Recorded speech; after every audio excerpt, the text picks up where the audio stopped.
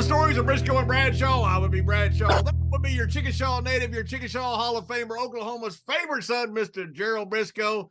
And we got a treat today. He's won all kinds of titles. He should be in all kinds of Hall of Fames. The best thing is he's one of the best guys in the history of this business. He's a guy I love, Mr. Brisco loves. I've never heard a bad word said about him because he really is that good of a guy. He is Mr. Henry Godwin. Henry, welcome to the show. Sweet. Damn. Well, we've had some fun together, hadn't we? Yeah, you guys, you really do love me, don't you? I do love you. I always have. By God. Oh, man, you took care of me overseas so many times over there. I can't count the times that you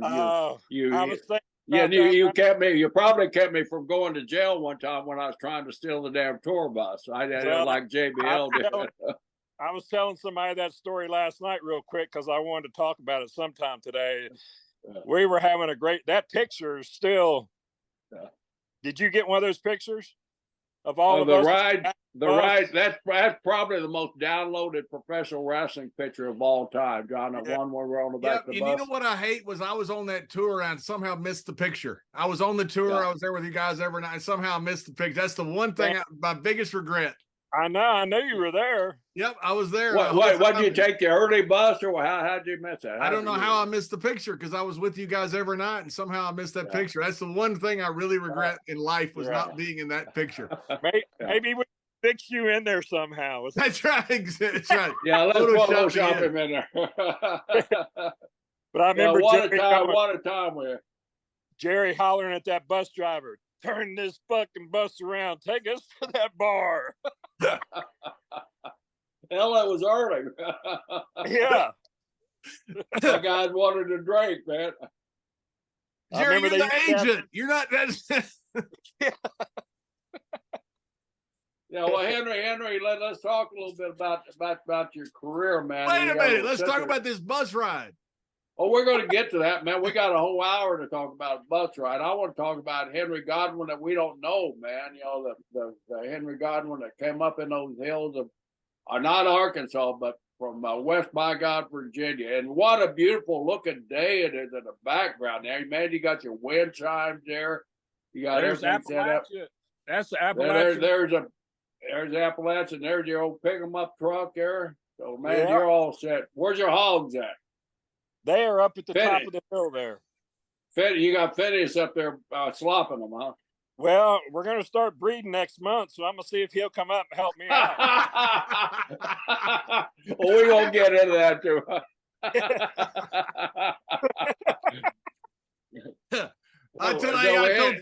I told Phineas last time I saw you guys, because, you know, Phineas leans a little bit different politically than the rest of the BSK.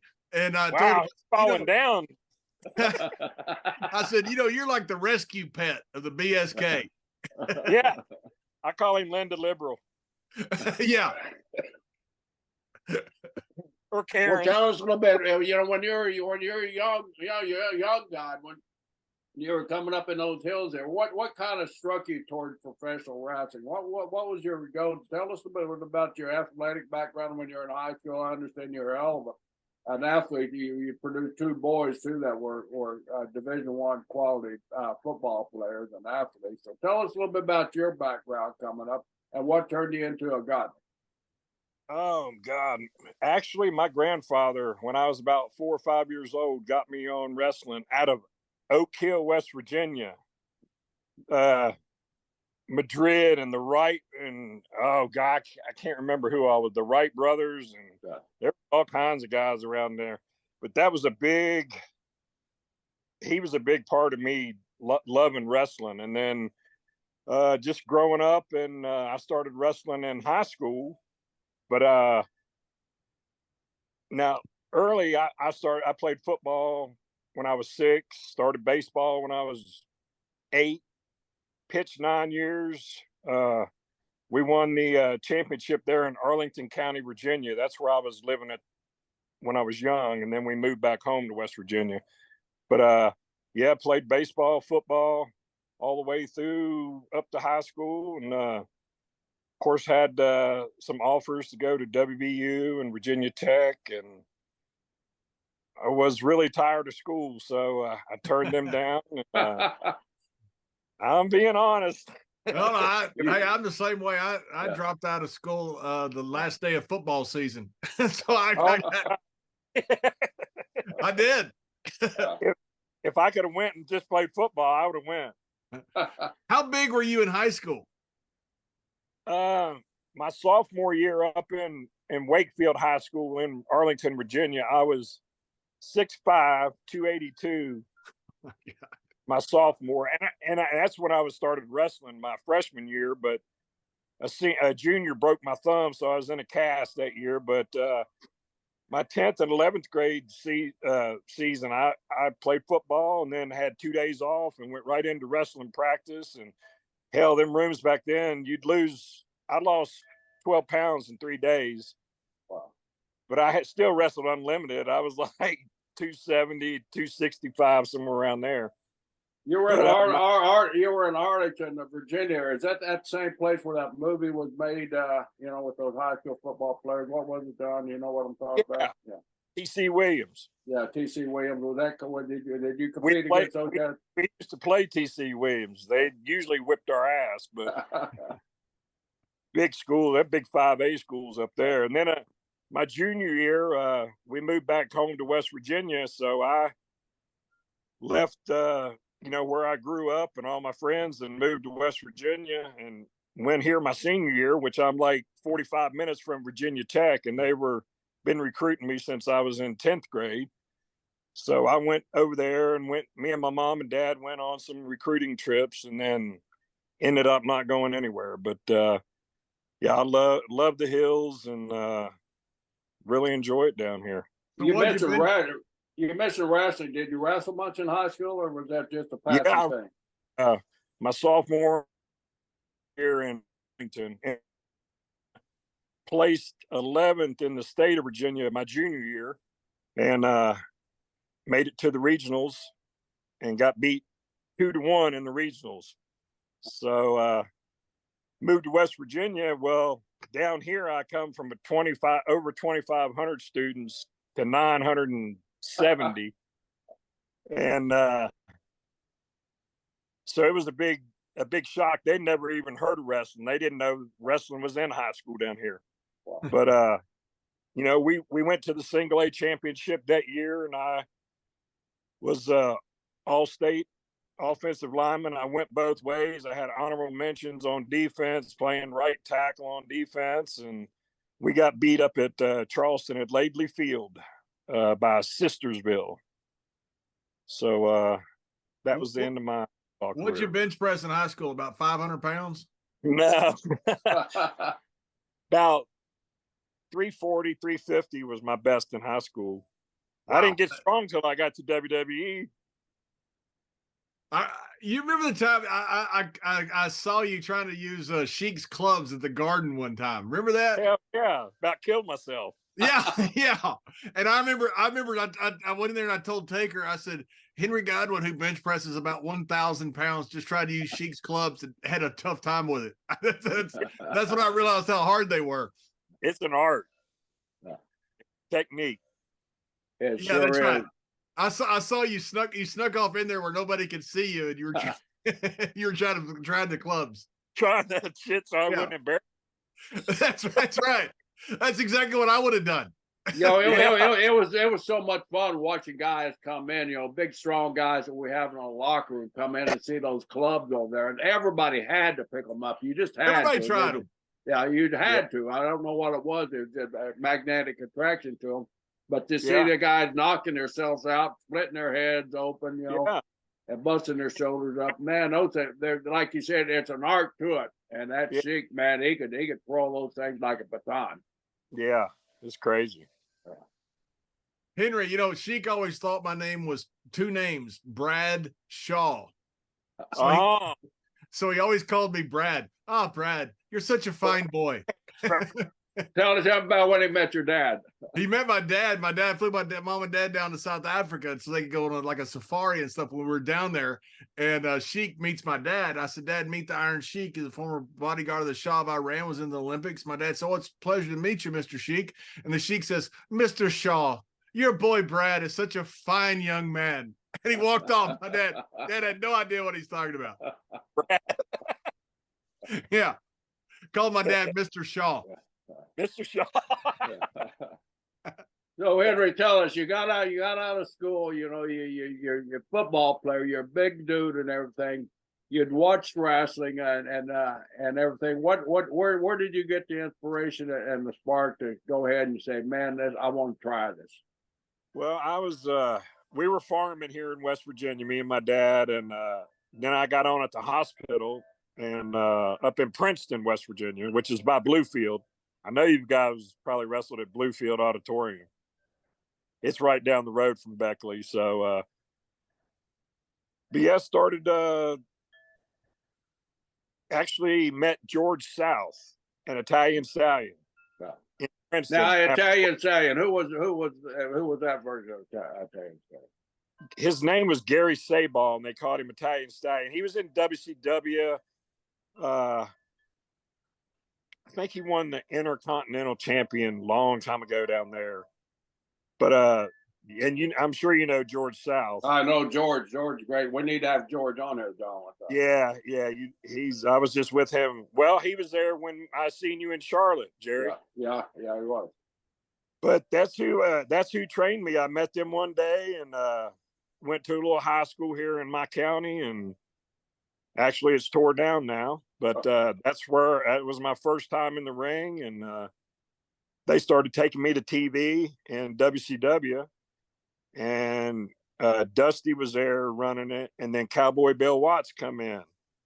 This is 91, into 91. I had a match just going down there being an extra, and I had a match with Eric Watts, his first TV match. They're there at Center Stage in Atlanta. And Dusty had come up to me afterwards and said, hey, can you go work Eric for a week on the road? And I said, yeah, when? He goes, well, we need you to leave tonight. So we had drove down that day. I had just what I had on in my gear in my bag. So Arn, I'd met Arn, but, never really talked to him. He let me ride with him that night to the show. And he was giving me clothes. George South was trying to find me some clothes. Stallion gave me some of his Zubas. On the road and wrestled Eric. Those Zubas were the clothing of the road back in those days, man. Oh, that was it, man. Everybody had their stack of Zubas in their bag, Yeah, I mean, spring, winter, fall. It didn't matter. Freeze your ass off. Those were in looking back, those were the ugliest pants ever. Yeah. I had tell the truth, John. You still wear yours too, don't you? Of course I do. And Henry, I had to have my ass whipped for some of the colors I had on. Oh yeah, no kidding, me too. Oh my goodness, I had probably 10 pair of them. Oh yeah. And they were so easy to pack because you can just wad them up and throw them in anything. Roll them up like a damn little towel. So Henry, you never really worked independents or anything, right? You just kind of went straight to WCW.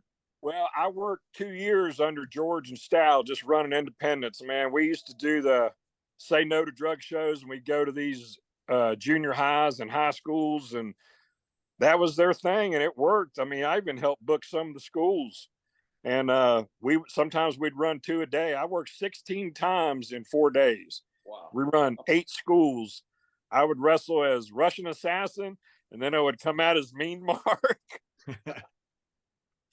So it was a good learning experience. I'm glad I did it that way instead of going to a school. Like, I'm not putting the schools down, but I had to pay to go, and I learned, and I set the ring up every damn time and tore it down and drove the ring truck. And so I feel I learned the old school way and respected people, and just WCW was a good stepping stone, but I didn't feel real comfortable till me and Tex had too much fun there. and Arn said, you guys are too good at getting other people over. Arn used to, we were close with Arn and Barry Windham. And So they were a big help. And then, but when I went to WWE, it just seemed like it was fresh and had more of an opportunity, and got to talk to Vince. And I mean, we met Turner a couple times, but just being able to, as you're coming up in the business, you got to have friends like Arn Anderson and Barry Windham, who's been on the road as veterans, and they see young, talented young guys. I know that same thing happened to me and John both. You see these guys, and when you're young, you're trying to give too much, and you want to just have a good match, and you're really not thinking about yourself when you're starting out. You're thinking about getting the match over, which you should be. And it takes some of those old timers to just come up and tap you on the shoulder. Hey, kid, you got some talent. You're giving too much. Be a little selfish out there. Yeah. It's good to have guys like Arn. And I'm sure Arn was on your ass all the time because he's a great coach. Yeah, and we used to go out with Arn. So, back to, the first week when Dusty said, "Can you go on the road?" I was scared shitless, to be honest, because I rode with Arn the first night, and then I got in the car with Harley Race driving, Hercules Hernandez in the front seat, and then me and Barbarian in the back seat. Holy cow! Here I am, what a crew! Getting thrown into this shit. I mean, there's 100 years of business right here. I'm riding with, and Harley. First night, he goes, "Kid, when you hear this can crush, I want to hear." He wants to hear another can open, and just going down the road. I mean, it was a great time. And what was Harley driving? Harley driving. Of course he was, man. He couldn't let anybody else drive. You know what's funny is nowadays you tell people that story. They go, "Wait a minute, he was driving, and you're handing him beer after beer." Yeah, that's what you did. I didn't want my ass kicked over. Hell no. But yeah, what a car! You're in the back with Barbarian, and you got Hercules and Harley in front. Yeah. So get this. I roomed with Barbarian that night. First, they take me out when we get to the next town, and I'm just they wipe me out. Barbarian's helping me to the room. I mean, I'm green. I'm just fresh into this, and so I roomed with Barbarian, and he dips Copenhagen at the time. So wake up the next morning, I get up, and there's this big red splotch of stuff on his pillow, and I'm thinking he's dead. I had something happen to him, and I nudge him again, and he had all his dip had come out on his pillow. That happens all the time. But yeah, then after that, they brought Tex up. I think he was doing Memphis stuff. So you and Tex were just thrown together just randomly, or did you guys know each other, or what? Tell us, trying to fill us in on that. We had never met, and we met at it's in Georgia. Trying to think. It was doing a TV in Georgia, and he had a dark match, and I think I had a dark match, and they put us together that night, and we went to the dungeon, the Ramada we used to stay at. Yeah. And me and him roomed together there for 6 months after we started. We just rented a room out of there, and then we all moved out to Marietta. All the boys moved out there. Kevin lived there, and Max Payne and Barry and Mike Graham. So there was a bunch of us.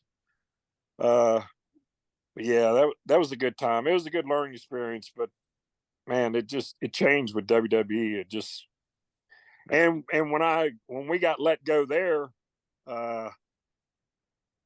Kevin Nash and Harley Race called Vince's office and spoke for me. So, I always thank them for that, and I thank Kevin for that just about a year ago. That's cool. Yeah, so that was I've always had good people in my corner. And George South, when I first started, scared shitless, he said, just go, listen, be humble, and just listen. Stay focused. And that's what I did, and it seemed to work. So I read online, but it's got to be true because it's online, that Dusty put a hood on you because you were too good looking. That's it, he said. Now, is that a truthful story or not? It's online, John. It's got to be true. swear to God on my kids, Dusty said, "You got the baby face. You too good looking." Texas, That's great. Enough. That's great. And how many beers had Dusty had at that time?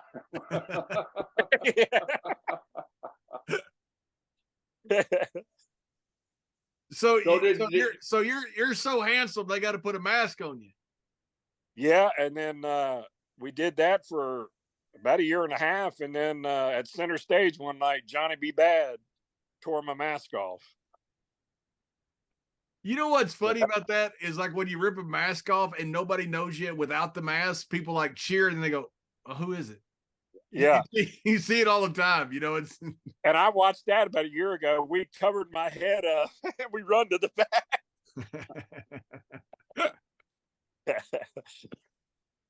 Did you hate wearing a mask or did you not mind it?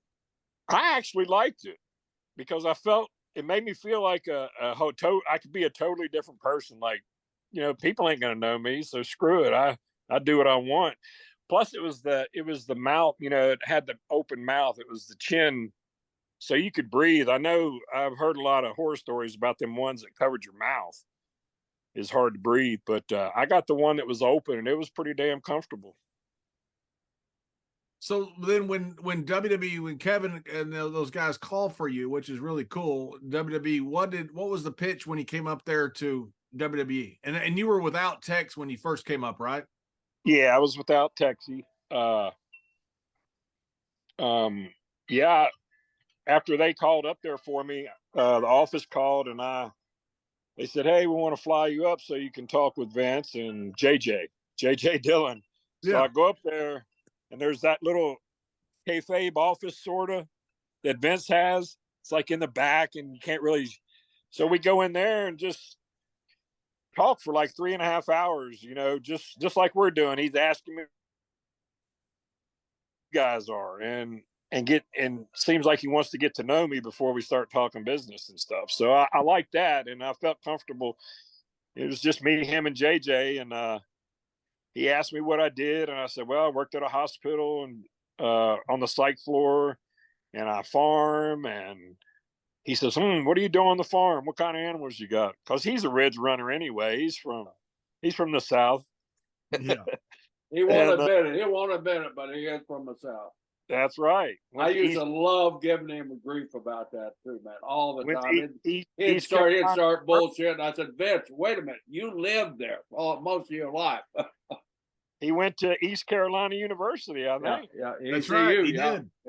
My wife and Linda and Vince were in the same classes together. At ECU. Really? Yeah. She spent a year there at ECU too. Wow. And did she know Vince at the time? No, they didn't have a clue who they were. So what did Vince pitch you originally? So he asked me, what kind of farm, where's it at? What kind of animals you got? And I said, "Well, we got cows and we had chickens and hogs." And he goes, "What'd you do with the hogs?" I said, "Well, they're for Tex. We get Tex to do that." I said, "We slop them, fatten them up, and eat well, or they go to the market, and we castrate the males." And he says, "The slop." I said, "Yeah, we keep, everybody down here has hogs, keeps a slop bucket right outside the back door, And so that we just started. He says, "What do you wear?" I said, "Well, everybody wears overalls and work clothes." And so he took it from there, and man, he just started, it like a light bulb went off, just bing, bing, bing, bing, bing. So everything just sort of fell together, and they drew it up, and I got that thing that WWE drew up of the first Henry Godwin. So yeah, it was pretty cool. And then Tex come up a year later. Yeah, okay, back up just one wrong here. Okay. They drew up the Godwin. Did you get a name right away, Henry Godwin, or how did the name come in? Because it's not a common name. No. HOG. And we come up with it that day. And matter of fact, somebody in his family, I don't know if it's his granddad or an uncle or great granddad, but his name was Orpheus. So Vince said, your name is going to be Henry Orpheus Godwin. And he wanted the H-O. So technically, I am connected to the McMahons. There you go, man. That's great. It's such a great name. Yeah. So we finally come up with Phineas. When he come up, they wanted Pig. So they come up with Phineas, PH. And the I always called him Ike. Phineas Godwin. But so here recently, he said, I'm changing my name. It's Phineas Indica Godwin. Indica. Did they ever give Tex a name, a middle name, or they just called him? They just put I. No, we and Hillbilly was just calling him Ike. They never really. I don't think they ever really give him a name. When did you have the hog match with Triple H? Was that was before Tex, right? Yeah, that was a little before Tex, and that's when me and Hillbilly sort of, got together because he was a special guest referee. I got to help put that match together, if you remember. I thought it was a great match. It was all. Hey, we were up for the Slammies for top match of the year. I loved it. I thought it was awesome. Yeah. The whole concept, everything. I thought the match was just fantastic. Yeah, and me going over in that hog shit, hitting the hogs, and it was one of my favorite matches. John, I got to tell you something. I got to get this out, man. What a nice guy Henry was. I mean, you know how I am with puking and vomiting and stuff like that. Everybody, around that slop, man, they were begging Henry to throw the slop on me or throw me in the slop because I was managing the match that night. And the guy that been the nice guy, he refused to do it. No, I like Mr. Brisco. I ain't gonna mess with it. I always thank you for that, man. You saved me. I don't know how many times you saved me from slopping, man. Crossing the line to slop you. You remember the time they had a pudding match and Kerwin wore like a white suit and he's standing by it? Remember that? Yeah. Oh my God. I got chewed out like crazy because they thought I was instigating it. Henry, I don't know if you're there. Kerwin was wearing a white suit. They got something like a pudding match or something, right, Jerry? Yeah. Purple pudding. Jello or something like that. And Kerwin is standing right by the edge of it. We're going like, this is just too tempting. Sure enough, somebody comes along. I don't know if I was there or not. You're probably there when we're having those type of matches. I mean, we had a lot of animals back then. We had snakes, we had dogs, we had hogs, we had all kinds of things back then. We brought goats to the ring one night. I don't know if Jerry remembers this, but it was a TV taping, and the damn goat was shitting in the ring. Yeah. So hard, and I kicked it out with my boot, and it smeared. Oh, it's a TV too, so it was awesome. Go back to that slop match. You were in there with Triple H, man. What a talent he was.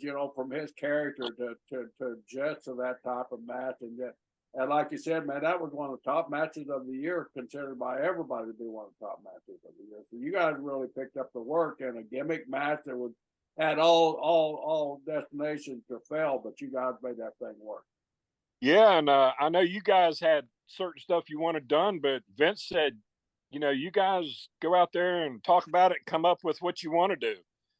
So I was pretty impressed. We were both, still learning the ropes. We had been in WCW together and got released at the same time. So me, him, and Tex, got released at the same time in WCW. And then me and Hunter went on up. And then that's when we started our little shindig. And yeah, that was an awesome match. I had great chemistry. Even Kevin and even Razor would talk about, damn, because we were on a tour. I mean, we were married for 6 months, and he got slopped every night. I do got to take my hat off to him for doing that, because we used to have to wash our shit out and hang it up in the room. And then he got smart, I think, and got a couple different outfits. but yeah, that was we had good chemistry together, and I really enjoyed that match. You know, styles make fights. It's just the perfect style. You got this big, tough country boy and this aristocrat. I mean, it's just the style's perfect. The way they clash. And Hunter did it so well. You know, he sold the big tough guy. You know, he was so good at what he did. Yeah, he would smell me from across the room and put his big nose up in the air and pinch it. So then, what was obviously the reason to put you together, but to bring Tex in? Well, I'd been trying to, I'd talked to the office about Tex and wanted him up there, but he had some stuff he had to work out, and then finally got him up there. He got a dark match, and shit, the rest was history. We picked up, right where we left off. We've been together since '91. The end of when he came up there, was the intention to team you guys up, or did he? Oh yeah. They wanted my cousin to come up, and his name was going to be Phineas, and so it worked. Sure did. Yeah, me and him, 30 plus years, have never had a cross word. So I guess we're 1%ers. That's what a lot of people call us. And then was Hillbilly? How long was Hillbilly with you? Did he start after the hog pen match? He started, and then after we had the thing, they turned his heel, and then I broke my neck and all that stuff. So, but yeah, and Phineas he picked up right where he left off in WCW. So it was a good thing for us to get together, and they wanted.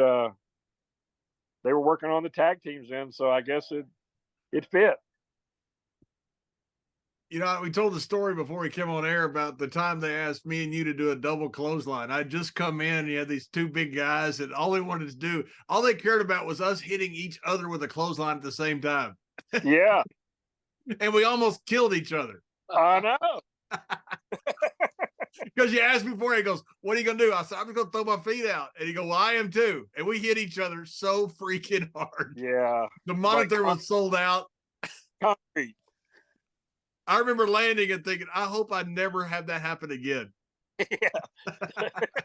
Well, we did it right the first time, so we didn't have to do it again. That's right, we did. They thought, there's going to be a homicide if they do it again, especially if anybody gets caught in the middle. We had a lot of fun. Me and Barry worked with you guys a bunch, and we worked with you later as well. We had a lot of fun. We worked the whole group. Me and Tex were talking about the night in the hotel when we jumped y'all and tore the room apart. It was in the Howard Johnson in Boston. Oh, yeah, I didn't hear that story. Let JBL tell that story. He tells it good. Oh yeah, I wake up and our room is trashed. I mean, trash. We're at that Howard Johnson. They just give us a rate. They're right by the airport, like 19 or 29 bucks or something. And I wake up and the room is destroyed. And me and Wyndham are all beat up, and Barry and I we'd had a few drinks. We couldn't remember what happened. Yeah, we couldn't remember what happened. We were like, what in the world happened? The only one that remembered it was Road Dogg. So with the Godwins, yeah, get that. That's how bad it was. So the Godwins break into our windows and jump us while we're in bed. We're just laying in bed, lies to sleep. All of a sudden, we got Godwins on top of us, and it turns into a Pier 6 brawl in our hotel room, and the whole room is absolutely destroyed the next morning. Yeah. Wake up like, oh my God, what in the world happened to here? And you know where you were? That's one of the sketchiest hotels I think I've ever been in. That's why they were able to break in the window, because there weren't locks on nothing. Yeah. So they came in and snuck in the window. Those two big guys climbed through our window. Wow. And jumped us while we were in bed. What a sight that had been. You're a businessman walking down the hallway, and all of a sudden you see these two big hillbillies jumping in a window. What's going on? Jerry. But it was normal. It was normal for Howard Johnson, man. Yeah. scary. You know, we are from the South in the country, and our pigs are stump broke. Who knows what happened that night? Yeah, That's especially with a Texas boy. right. That's right. Yeah. Oh, Oh my god, that was it was so funny. We woke up, we literally couldn't figure it out. Road Dog had to tell us, "You guys don't remember?" I go, "No." They go, "The Godwins broke into your room last night and jumped you guys." And there I'm was a amazed fight. that Road Dog could remember that. That's right. Road Dog was the one that remembered it all. yeah. The Godwins were notorious. That you had to lock your windows, you had to lock the doors, you had to be very careful. Hey, that table for three, we talked about jumping Taker that night in Florida. Yeah, we had Phineas O'Midian on not long ago, and he told that story. Tell your version of it. Well, we had the show that night and went out to eat, and I think we had a few drinks, of course. Yeah. And so we get back. It's probably 1 o'clock. We get back to the hotel. We get in our room. Taker opens his door to go into his room, and we just cracked our door open and bum rushed him, had him in between the beds. And he's riding me, and because I had done something to my ankle that night. He goes, "Oh yeah." So, but we jumped him pretty good, tore his room up. We thought we were okay, and we got back and was walking in our room, and here he come. I mean, he was hit. The lamps turned over. He had a coffee pot and a hair dryer. I mean, it was getting crazy. He beat the shit out of us.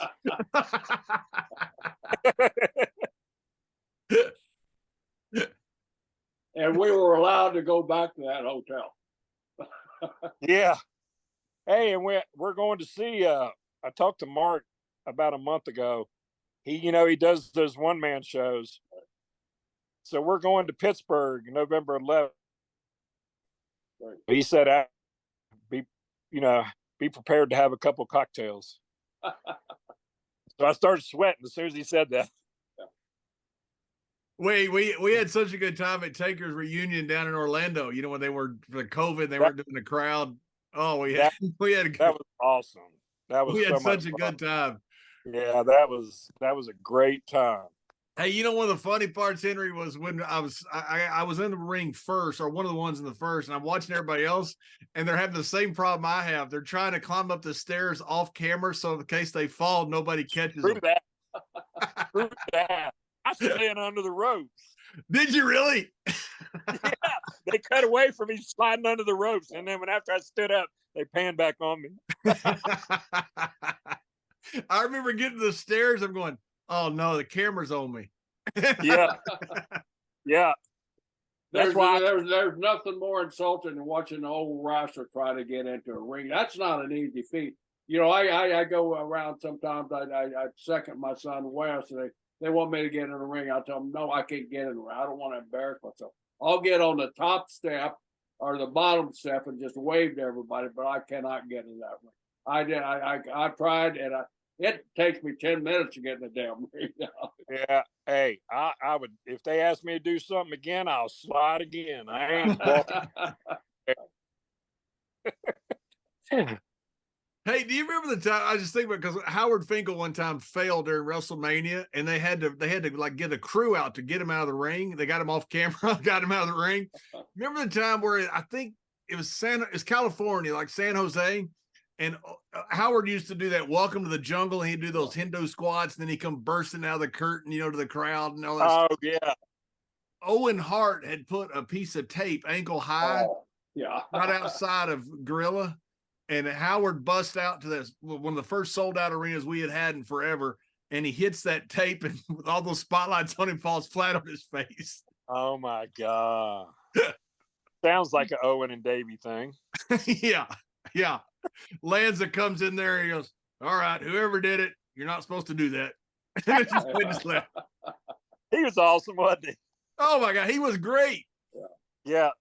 He'd want to hear all the good, juicy stories. Yeah. I want to hear all about it. Tell me about it later. Yeah. That's Jack.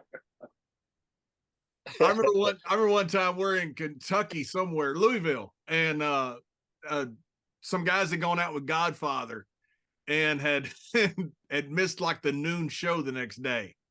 And so they come in like half hour late.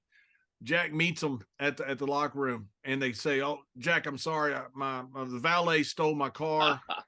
And they're trying to make up this story, and Jack knows they went out with Godfather, and so he's sitting there smoking his cigarette. He goes, "All right, That was Brian Lee. That's right. It was Brian Lee, fake taker. That's right. Yeah, it was. That's right." And he goes, "All right, you're fined like $500. You're not working. Go to the night show. Get out of here." Godfather comes in, Jerry, like 20 minutes later. Same. We know they're out together. Godfather walks in. He goes, "Jack, I'm sorry. I got messed up. Just woke up." Jack looks at it. He goes, "I want to hear all about it. You're on after intermission." And that was it. That's Jack. Yeah, be honest with him. Yeah.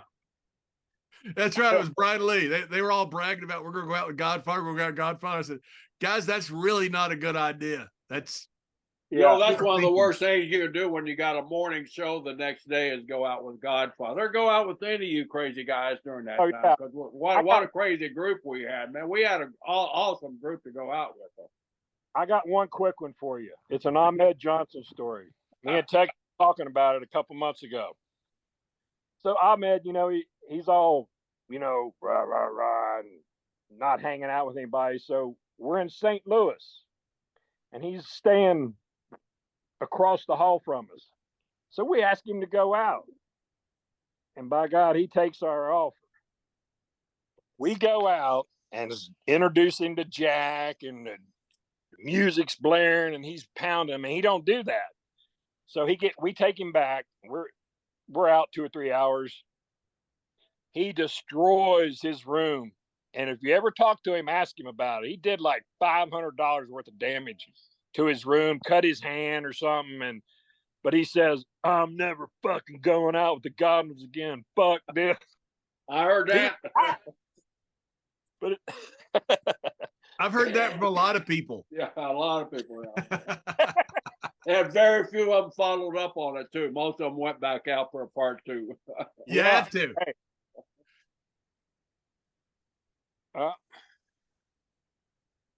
Oh, sorry. Hold on. Texas calling in. Oh my God. Oh yeah. Well, pick him up. Can you put him on speaker? No, I don't think you can. I don't think I can. You're on the phone, right? No, he can't. Yeah, he can't. Yeah, we just messed that one up, John. I just messed it up there. Yeah, thanks, Jerry. Yeah. We've been trying to He's been trying to get Henry Godwin on here forever, and you just lost him. Yeah, I wanted to get Midian on that we've had on to tell his story. Man, there we go. Thanks, Tom. Thanks, Tom. Thank you again, man. What'd you have to run out in the field and catch him right out in the South 40 or catch him? South 40, yeah. Hey, here's one of my farm vehicles. That's awesome. How big's your farm? We only got 10 acres. That's great. But show us that tractor again. It's a 4-wheeler. Well, there's a tractor there too. Me on this looks like a monkey fucking a football. There you go. That's funny, man. That is a 4-wheeler. Wow. Yeah. So where's your hogs? Where's your hogs at? Where's some farm animals? Oh, they're up here. We can walk and talk. Can we walk? Well, let's walk and talk. Let's see some farm animals, man. Oh, we got a bunch of city folks, a bunch of Texans that don't see farm animals. So, way to go, Jerry. You had walking and talking, and now the cell signal doesn't do it. You've screwed up the whole show. Man, this is too quiet. There we go.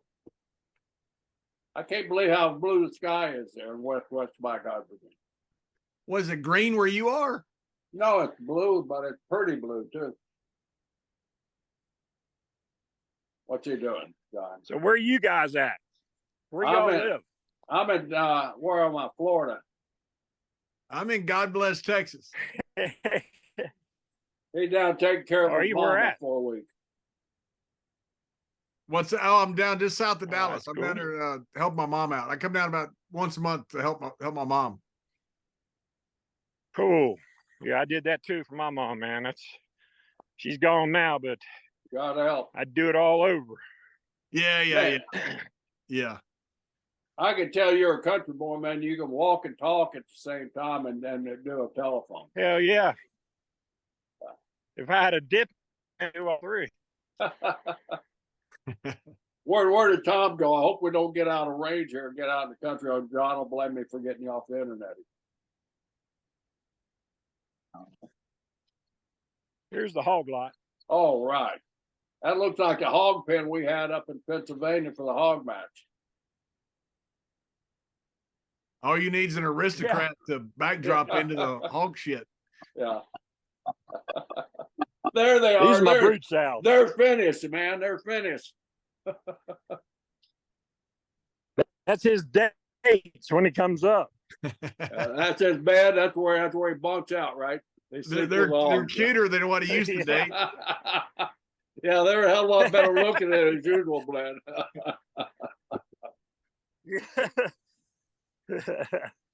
What'd you tell him that you were talking to two important people?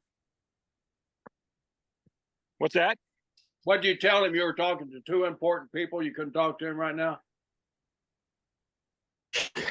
I didn't even answer. It just cut me off.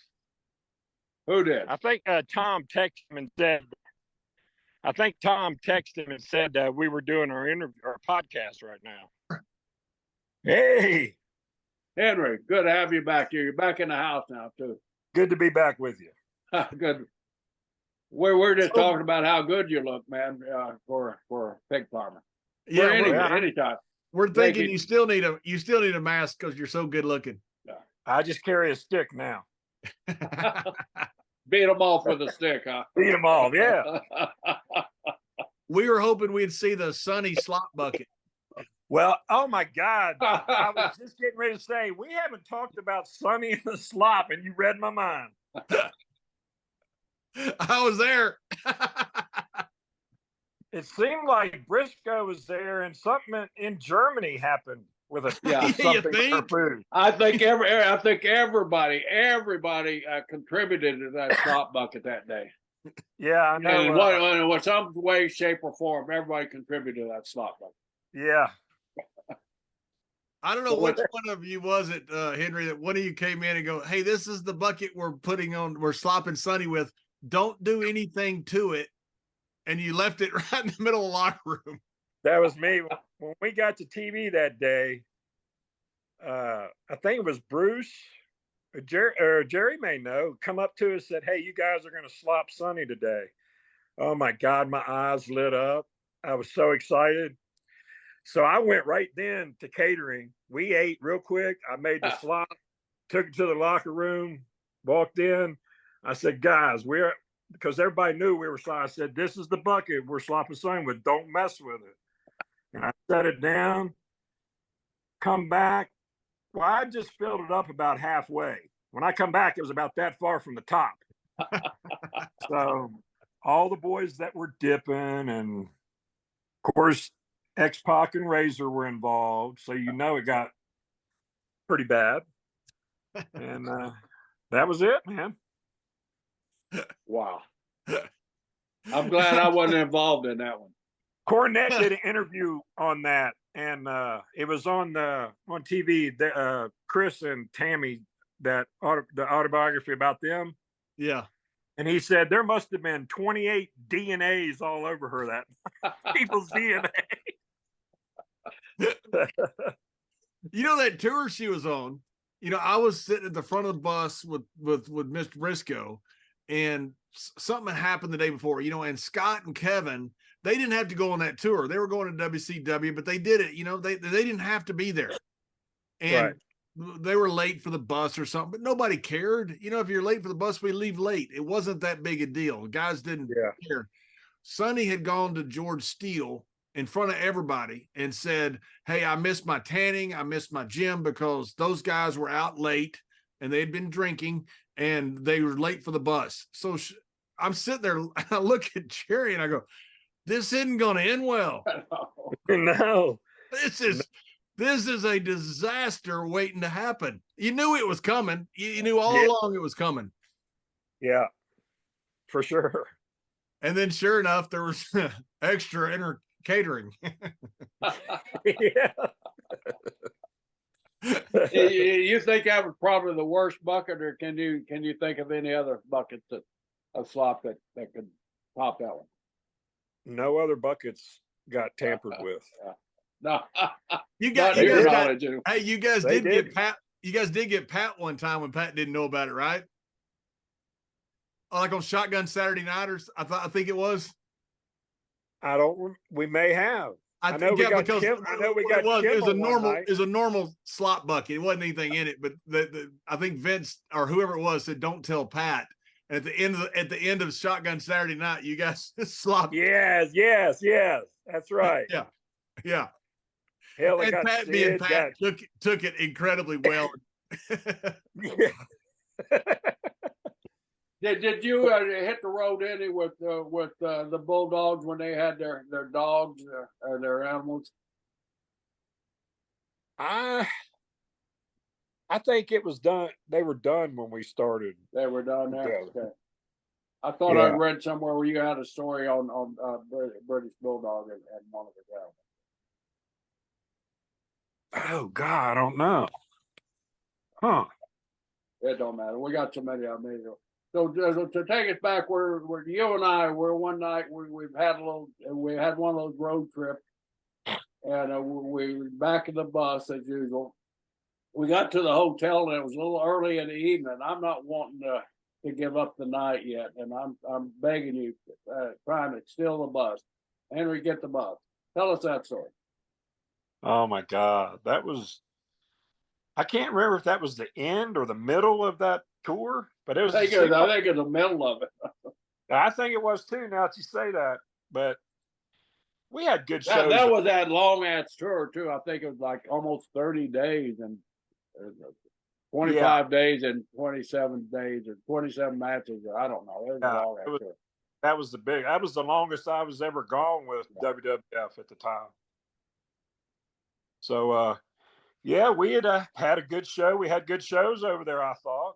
Yeah. And we got on the bus, and they always had Jack Daniels on our bus. I don't know why or who put that in their heads, but we had plenty of beer and plenty of Jack Daniels, and we hit that stuff that night. And I think we had a little longer drive maybe that night. And so, of course, the famous picture of all of us in the back, and Jerry's laying on the floor, I think, or sitting down. Laying more like they propped me up. And do you remember who took the picture? Rock. George the Animal Steel. Okay, George Animal Steel took that one. Okay. Yes. And I remember that because he was so pissed he couldn't get in the picture, but everybody wanted him to take the picture. Yeah. So it was funny. Brisco, he's getting fired up. We're all getting fired up, and he mentions, "Hey, let's go to the bar." He hollers at the bus driver. "Driver, turn this fucking bus around. Go to that bar back here." Half of us are like, "Yeah, let's go." And then some others like, "Well, we better not do that." But yeah, that was. You can understand, Mr. Briscoe's in charge, and he's the head dog. He's the head. Well, I just want to make sure my guys are entertained. You know, those are long tours. Like I said, we've been on the road a while. Of course, some of us had his back. We were ready to go with him if he wanted to go. Henry was going to go with me, and Henry finally took me to the side. I think Takers, they talked to that guy, tell him, that tonight's not the night, So yeah. Hey, Henry and Finis got me and said, "Hey, we'll do it another night. Let's just go to this hotel bar here." So we went to the hotel bar there. We had a hell of a night at that hotel bar too. Yeah. I remember that. Yeah. Henry, I remember one night we were on the bus, and the next morning, like at 6 o'clock, we're supposed to get ready to go to the airport for something else. And George Steele gets on the bus. He goes, "Oh, your guys are already up." "No, we're still here." Yeah, I remember that. Yeah. Didn't even leave the bus that night. No, never got off. Fans were all outside waiting for us. We're still on the bus the next morning. Nobody checked in the room, nothing. We're just on the bus. That was a horrible. feeling later that day. Oh, was it ever? Everybody was on time though. Yeah. Yeah. Hey, I was telling my wife about that. We never missed a show. We worked. We played hard, but we worked hard. We always made it to the show. Always. Henry, Hey, was you on the changeover bus when we were changing planes? I think it was in one of those German towns where we had to get off, and Paul Bear was there with us, and we were all crushed on one of those little trolley buses that takes you over from one terminal to another terminal. Of course, everybody had their supplies on them, and good old PB, man, he had a buddy over there that supplied him with some those chunks of hash. So he was passing those chunks of hash around. All of a sudden, we're all on this bus now. We're terrified, and we look out coming from one side. There's some soldiers coming with a big old German Shepherd. It's a drug dog. It's a drug dog. And poor old Paul takes a chunk of hash. He's about this big around and stuffs it in his mouth because he's afraid, man. He starts chomping down on that thing. Those guys start walking towards us. They get a little bit closer. All of a sudden, they make a 180 and go back the other way. And Paul's pissed off because he ate all of his bunch supply of candy bars. But he was a funny son of a gun the rest of the day. Oh, yeah. I love Paul. He was the best. Hey, Henry, remember the time on that? I think it was that tour where in the back of the bus and Taker says, "All right, guys, nobody hit this unless George Steele does." Right. I was going to bring that up too. Go ahead. Go ahead. I forget. Do you remember where it was at? No, I think we were in Germany. I don't remember for sure. The roadies over there were awesome to us. They used to bring us the flour and the hash, and so we all started. We had it, and somebody was passing it, and Taker looked at us and said, "Nobody hit it till George hits it." And that's what we did. And then after that, everything was good. I remember they asked George, they go, "George, would you like a hit of this?" And you're like testing it at the waters, and George goes, "I haven't done that. And I don't know. I maybe I'll just try a little bit, And as soon as he goes to light it, it's like a Cheech and Chong concert. about 10 joints light up. Boom. Everybody knew they were safe since the agent hit it. So that's right. Once George hit, everybody knew they were safe. You notice they didn't say we're gonna wait until Jerry hits it. they were too late then. Yeah.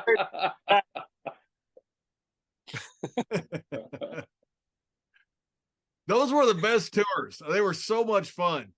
Oh, they were. And I'm telling you, even that South Africa tour, I don't know were you on that? I was, yeah. That was a lot of fun. I remember me and Yoko and Savio and somebody else went on a safari over there. That was interesting. I bet. Yeah. You got the animals staring at you guys. We are the prey.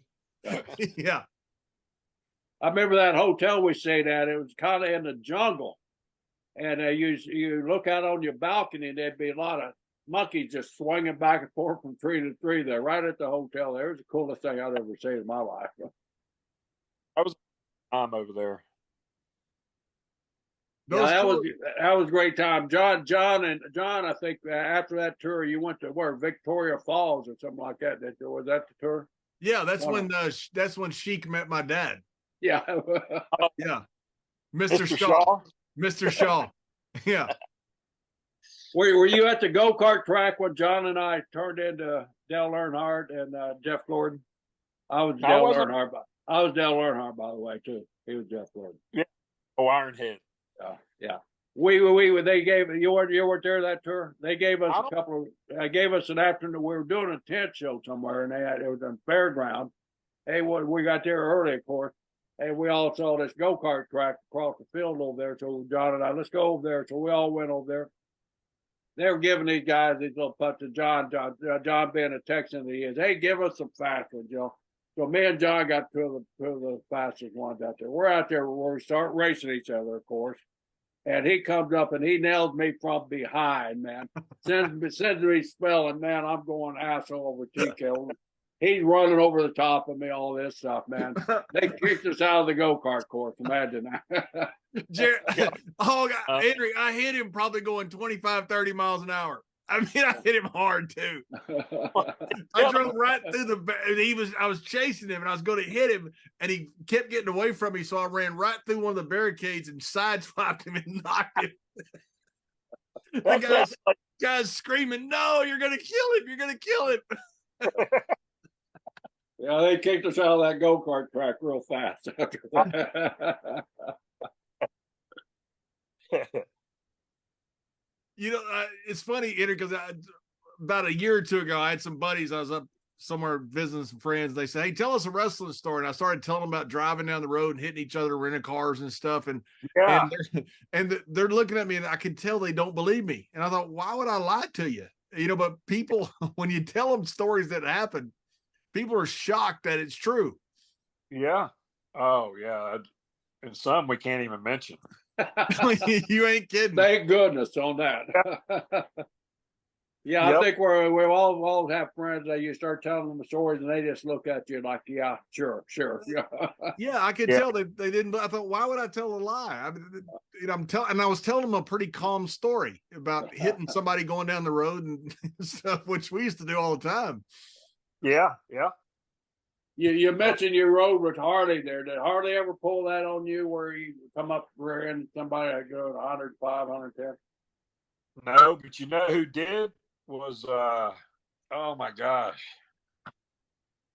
Hot Rod Piper did that to me in Texas. In Texas, right? Yes, down by Austin. Yeah, I remember when he did it. Yeah, because I caught up to him, pissed me the fuck off because nobody ever. So I got up, rammed him in his back quarter panel. Where did he hit you from behind? Where did he hit you? I remember when he hit you. It was on Interstate 35. I remember where it was. Yeah, it was dark too. We were flying. He come up and come over and hit my front quarter panel. He sideswiped you, right? Huh? He hit you from the side. He sideswiped you, right? Yeah, he come over on me and hit my front quarter panel. So I hit his rear quarter panel, and then I backed off. I said, "Screw this! It's going to cost us money now." How fast were you going? Probably 75, 80. Yeah, we were going to the next town. Yeah, it was near. I think it was near Austin because I remember Tex telling me about it. Yeah, it was.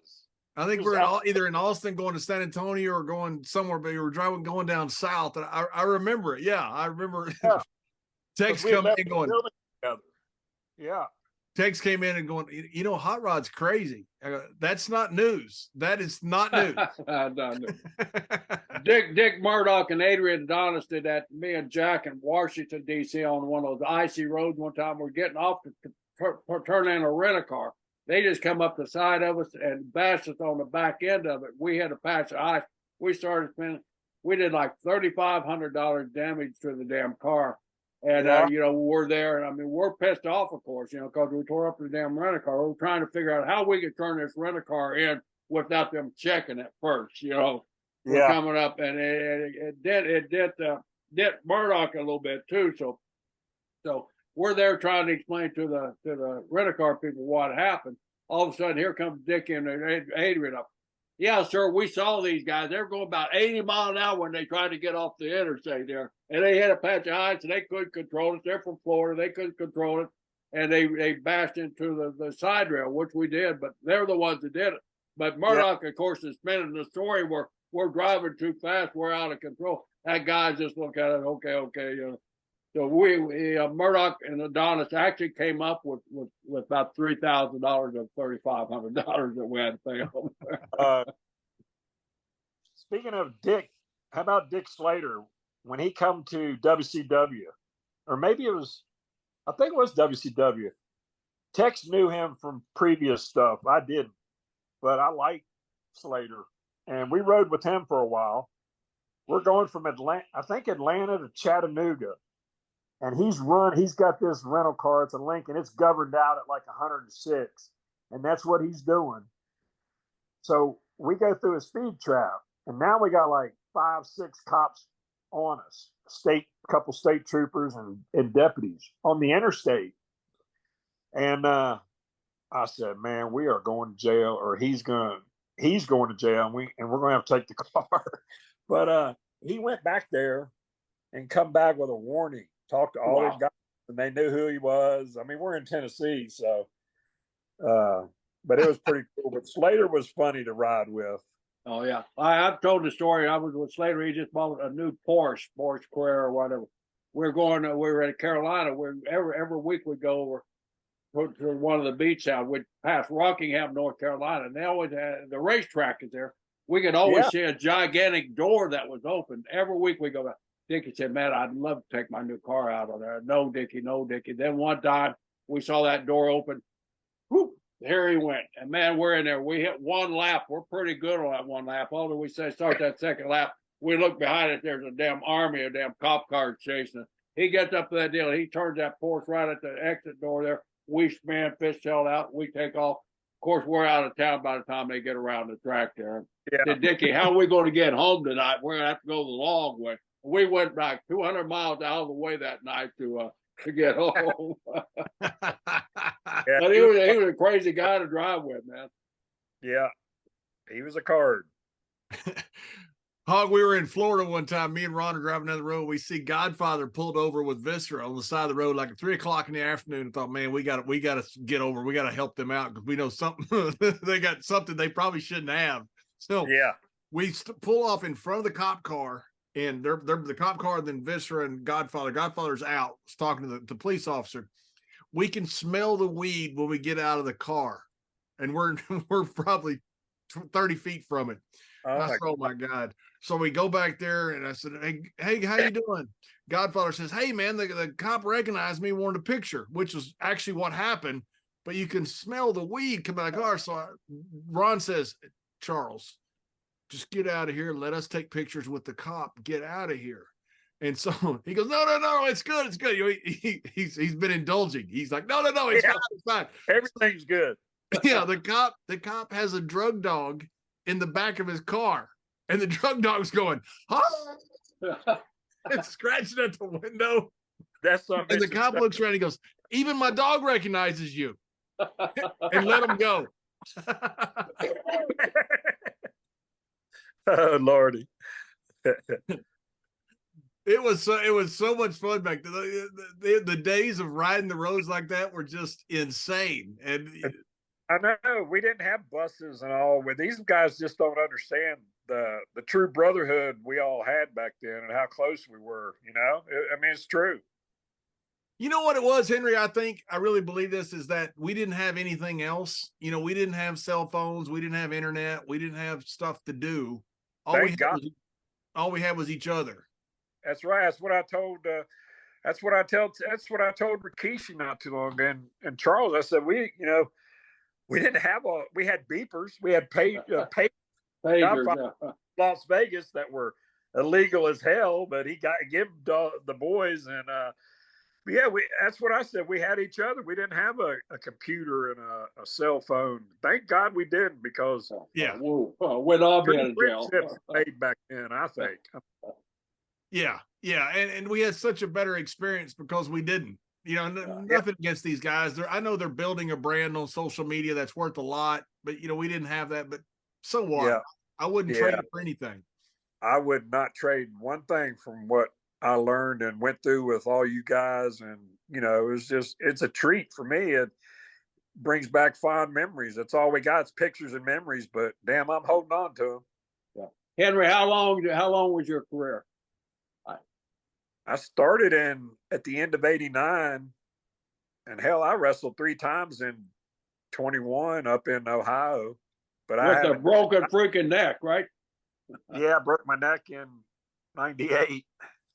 Wow. It was off the Road Warriors finish, right? Yeah. Yeah. That was such a shame. I didn't stooge nobody out that night. I guess it doesn't really matter now, but I knew Hawk was messed up that night, and that's why I didn't want to do it, because I didn't feel comfortable. And Tex even said, "Well, I've taken it before. I'll take it." And they said, "Well, no, they want Henry to take it." And then they said, "Well, maybe we could just go back as like the electric chair, with animal just goes down with me." And they said, "Well, they want the flip." So we did it, and I broke my neck. But it's all good. It shit happens. And yeah, of course, but still, it's unfortunate. Yeah. Because we were just doing the Southern Justice gimmick, just starting it. And, Colonel Parker was with us for a little bit, and then Jeff Jarrett. We were I supposed thought to the Southern Justice gimmick was. I thought the Southern Justice gimmick was awesome. I loved it. Oh, that would be so much fun. And Robert's such a great guy to be with too. Yeah, it was good. Colonel Parker. We had him on the other day, Henry, and we talked to him about an hour and a half. We never got past his family because his family is so interesting. I mean, we did the whole show just basically on the family and didn't do a whole lot on his career. We had his different characters during the year, but his family background and that full Welch clan, man, they're hit wrestling history. The whole family is. Yeah, I was with his brother a few months ago in Pigeon Forge, Tennessee, at a signing. Oh yeah, yeah. Those guys look fantastic too. They're up in their 70s, man. They look great. Yeah, we sat together at the table and talked, and he lives down there in Tennessee in Pigeon Forge, Sevierville now. I didn't know that. What's he doing now? He's such an interesting character. He was a great promoter. He was a great wrestler. I mean, he has a great mind for the business. He's still doing shows from what he's saying. Hell, he wrestled, I think, not too long ago. No, I didn't know that. Wow. Yeah. How's your neck doing? Does it still bother you? No, it's good. I do got a torn rotator and torn labrum right now. I went and had a shot 2 months ago, and I started physical therapy. So I go back to the surgeon next week, and hopefully I don't have to get cut on. That sumbitch just wore out. All that pitching and the football and weightlifting and all those lariats me and you threw. So one day you ain't kidding. And the clothesline that you had to take. Yeah. 2 hours, didn't we? Yes, we did. Yes, we did. But I wouldn't take it. If somebody, feel free to do it to me. I didn't give nothing I wouldn't take. That was the whole thing back then. Nobody minded you hitting them hard, long as they took it just like they gave it. Yeah. Yep. And me and Barry never cared. Me and Ron never cared. Just part of the business. We played rough, and that's what we wanted to do. I'm not bragging, but I am bragging. We came up during a time where that was expected of a wrestling. I mean, to be snug and be snug. You didn't want to lay off. You wanted to go out and be snug at everything that you did. And I think we all adopted that mentality as we grew through the years there, which was a great thing, I thought. Yeah, well, that's what I want to ask you some. How was it working back then? Was it stiff? Oh my God, yeah. Everybody was stiff. It wasn't just a few guys. Everybody, even the guys that worked light, was stiff. Yeah. Well, you got to make it look real. Yeah.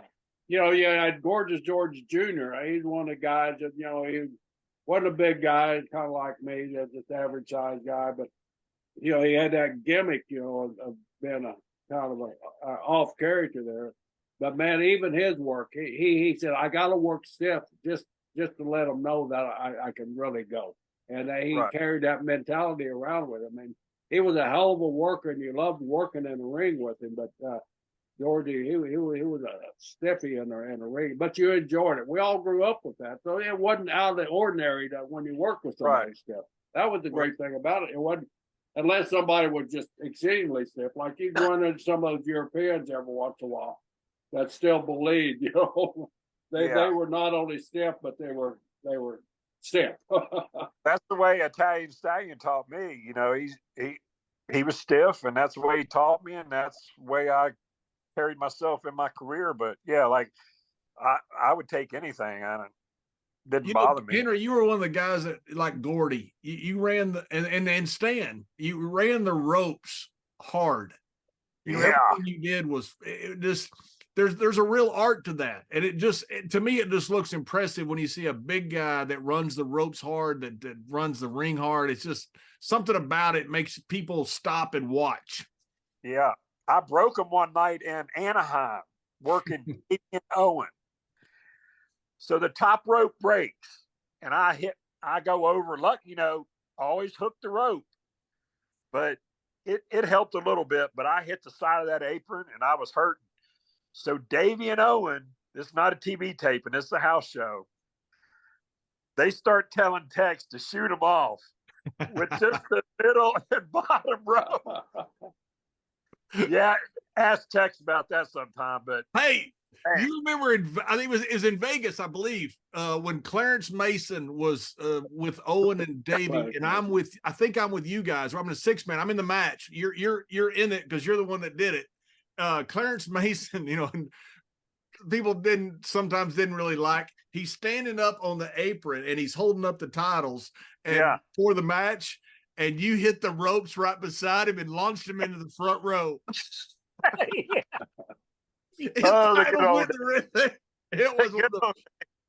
That was one of the funniest things I've ever seen. I know you've always talked about that over the years. Oh my goodness, that was so funny. I'm sitting out there, Jerry. I'm kind of new around WWE, and Clarence is out there, and he's kind of going to business for a little bit for himself, and he's standing on the apron and he's holding up the titles that Owen and Davey have, and Henry hits the ropes right by him, and he's on the apron outside, and the rope launches him all the way into the front row. To see his little big guy go flat. That was so funny. Henry, you travel up and down the road with Owen a little bit. Do you have any Owen Hart stories? Everybody's got a rib that Owen that stands out to them. Do you have anything on Owen? Oh my God, there's so many. My mind just goes blank. There's so many, but they run together. But I know we were running those little Canada shows, just like little arenas, and we were working Davey and Owen. This is when Tex really first started up there, and Owen would come out with a mouthful of water, and hell, he'd lock up with you for a minute, and then he'd squirt it at you. Hell, he'd come up there one night, had a banana in his tights. He wore the singlet, and then he'd come out and he'd have that banana down there, and then halfway through the match, he'd take it out, take a bite, or just crazy stuff, just funny stuff. And they loved the shaving cream. I remember we were in Boston Gardens. Got to wrestle there once or twice before they tore it down. But the event people, they would walk by with their event nice jackets on, and they would drown them in shaving cream. And they walk around all night with big gobs of shaving cream. Them two were something. Yeah, they were something else. You know what it was? I was tagging with Owen and Davey against you guys and somebody. That's what it was. I can't remember who it was. So Clarence was with us. And oh my goodness. And Owen would call Davey's spots out that Davey would call in the ring. So Davey would call tackle, drop down, get it again. So Owen would turn to the crowd and go, guys, they're going to do a tackle and then a drop down, and they're going to get it again. And then they would do it. And Owen would go, I told you. I remember that. That's what made our locker room so unique and wonderful. I mean, everybody got along, but you got to have guys in there that's got that sense of humor, man. When you got a guy like Owen Hart and Davey Boy, playing a rib, some of them got a little too serious, granted, but most of them were not. Most of them were just what we call fun ribs that wasn't meant to harm or injure anybody, either mentally or physically. But having guys like Owen and those guys in our dressing room, you guys were so unique in your locker room back then. It was a wonderful time. Yeah, our ribs on each other, like Savio. I got him one night. He had done something to me. So the next week, we used to have that Gold Bond powder. Yeah. And y'all remember the metrics? Oh, yeah. Shakes? Oh, yeah. Savio was in the ring, and me and Tex took his Gold Bond powder out and put metrics in his Gold Bond thing, and he got the power and spurted that shit on, and it caked on him like cake batter.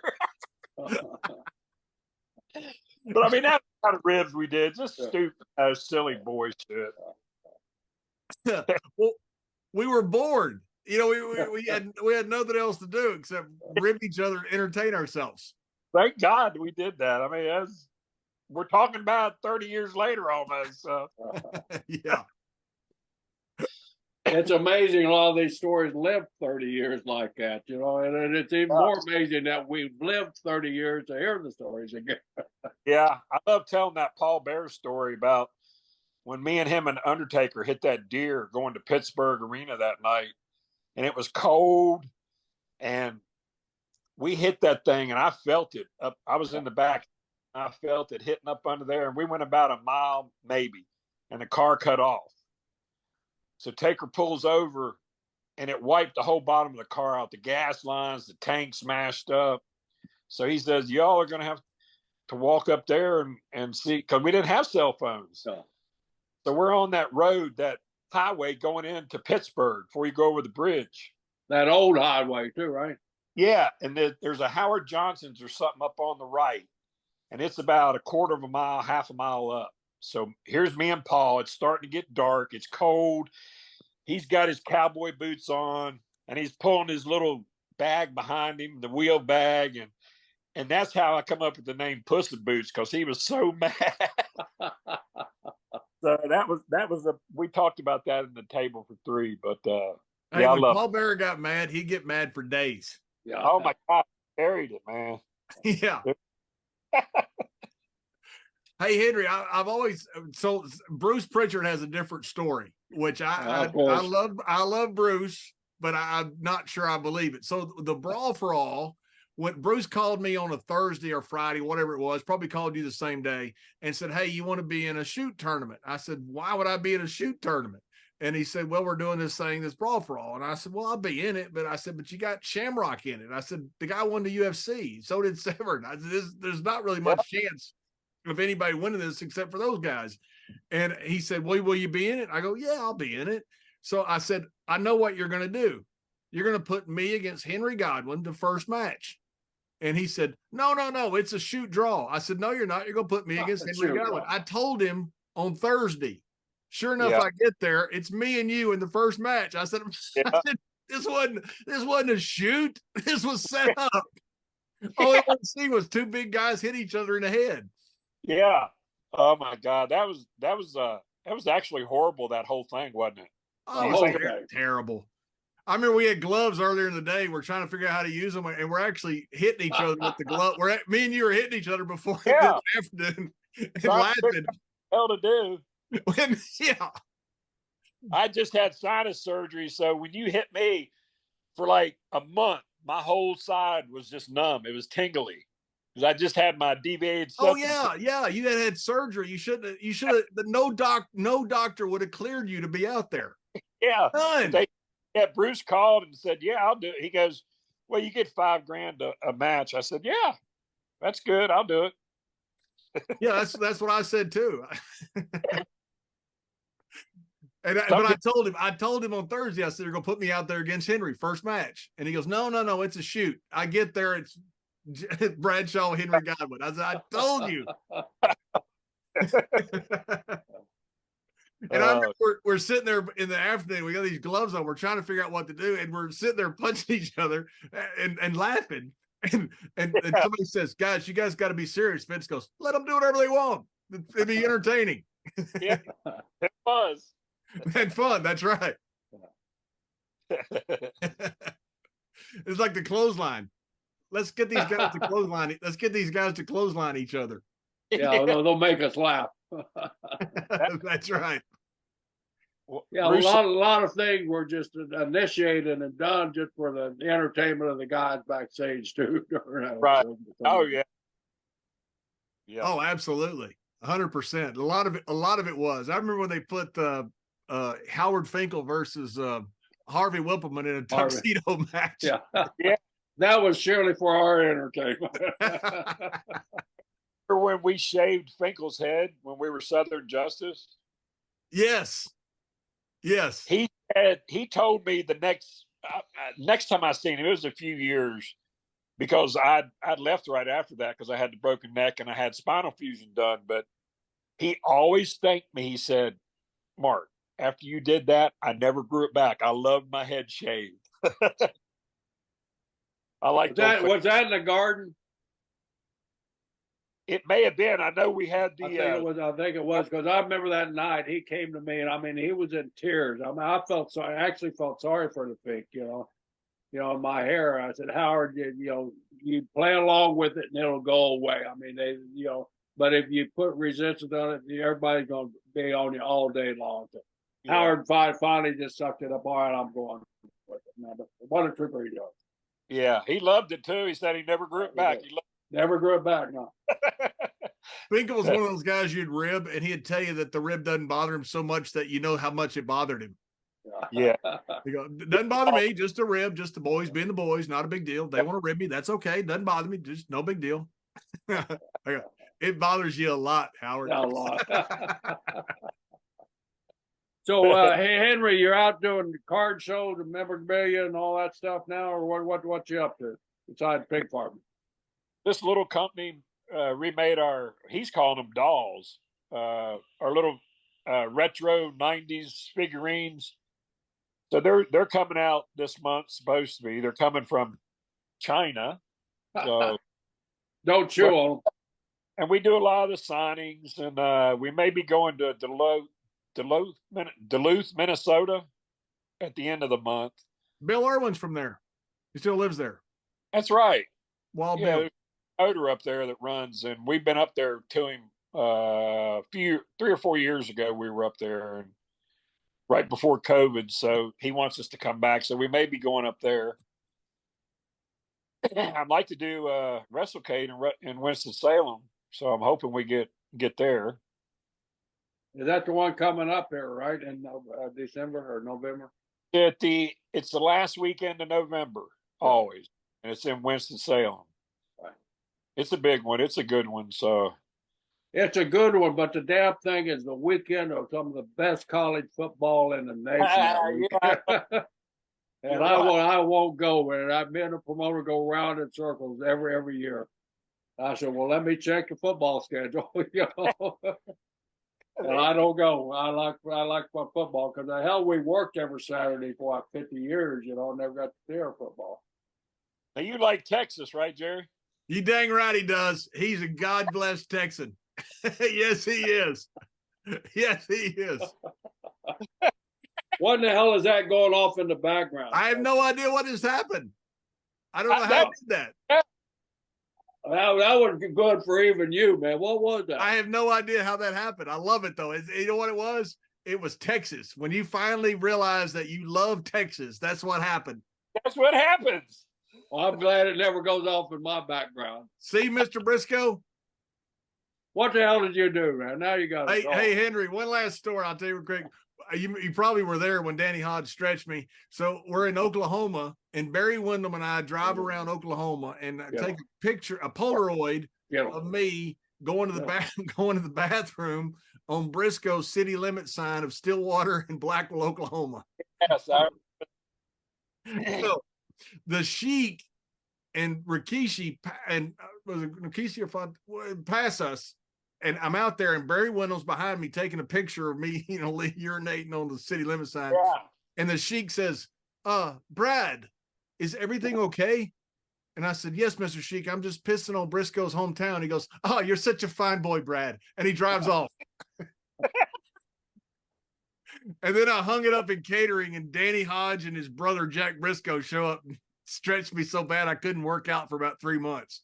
Oh, my God. That's awesome. And ever since then, Mr. Briscoe has loved Texas. He's a Texan. You dang right he is. He's an honorary Texan.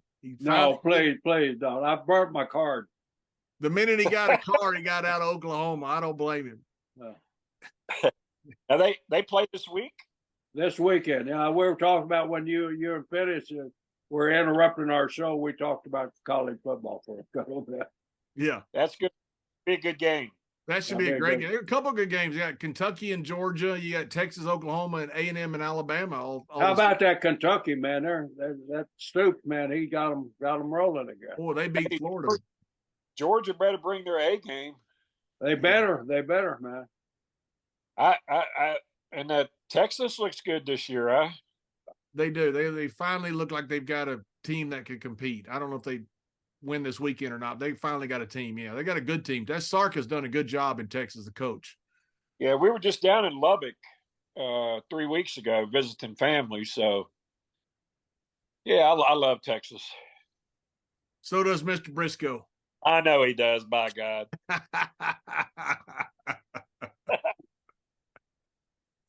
Well, Henry, hey, thanks so much for coming on the show. We took a ton of your morning, and you showed us your hogs. You showed us Phineas's girlfriend and everything out there in the hog pen, and his roommate when he comes to town. That's right. Man, I've been looking forward to you coming on ever since Jerry said you're going to come on. I just every time I see you, I smile because I think that much of you. Yeah, well, I love you guys. This means a lot to me. Just us to sit down and tell those stories and be old friends. Be old friends, man. Anytime you want to come on, we're here. You got our numbers. We can just text back and forth. Got those modern things that both John and Texas knows how to text message now. Yeah, you know what we ought to do? We ought to get you and Phineas on together. You and Tex on together. Yeah, that would be fun. That'd be some fun. I'm up for it. I know he is. Oh yeah, that'd be great. I love Tex. Who knows what direction we'll go in then? Who cares? Who cares? Yeah, we'd have fun. I appreciate it. Go ahead. I'm sorry. All right. You guys keep my number. Will do.